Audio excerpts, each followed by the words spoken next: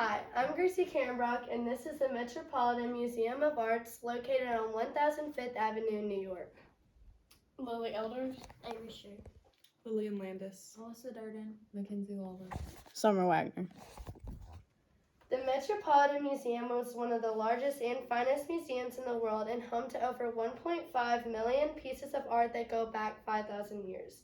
The museum was founded by Culver Fox and Jacob Worley Mould, who wanted to bring all types of art around the world to one place. The museum contains things from Islam, Greek, Europe, Rome, Asia, and many more places around the world. Not only does it contain art, it contains haunted houses during Halloween and many art exhibitions that take place every day. One of my favorite art exhibitions done in the past is the inspiring Walt Disney, the animation of French decoration art done back in 2021. With the different arts, instruments, and paintings, I decided to narrow it down to three. The three that we will be looking at today are the Jolie LeBrun, the sitar, and finally the Washington crossing the Delaware. First, we will be looking at the Jolie LeBrun looking in a mirror.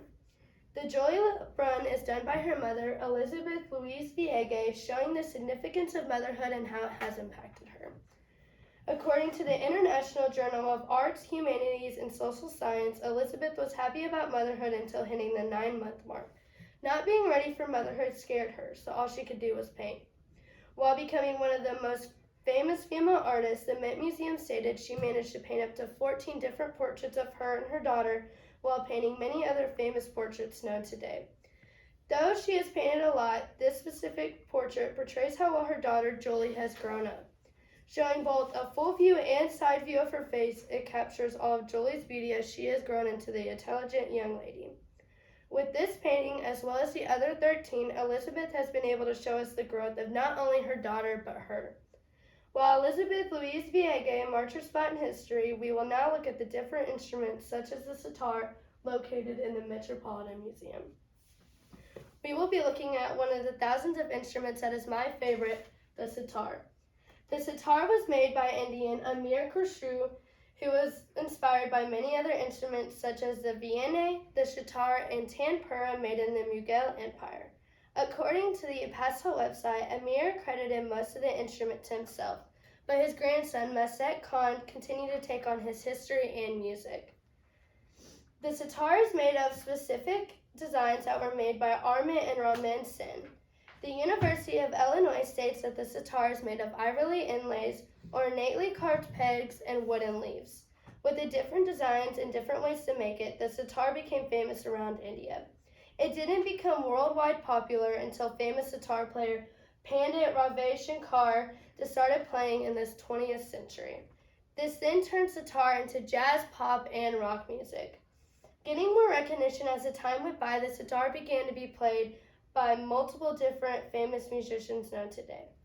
The sitar instrument is amazing and unique, just like multiple different instruments in the museum.